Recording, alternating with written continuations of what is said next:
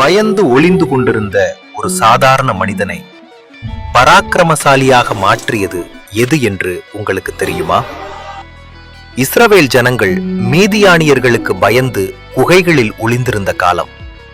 கிதியோனும் பயந்து போய் யாருக்கும் தெரியாமல் ஒளிந்து நின்று கோதுமையை போரடித்துக் கொண்டிருந்தார். அப்பொழுதுதான் கர்த்தருடைய தூதன் அவனுக்கு காட்சியளித்தார்.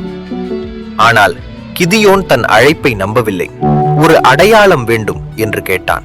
அவன் கன்மலையின் மேல் வைத்த இறைச்சியையும் அப்பத்தையும் தேவதூதன் தன் கோலால் தொட்டபோது திடீரென அந்த பாறையிலிருந்து அக்கினி எழும்பி பலியை பட்சித்தது.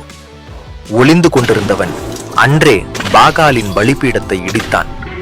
வெறும் 300 வீரர்களை கொண்டு மாபெரும் இராணுவத்தை முறியடித்தான். உங்கள் பயத்தையும் தேவ மகிமையின் அக்கினி இன்று மாற்றக்கூடும்.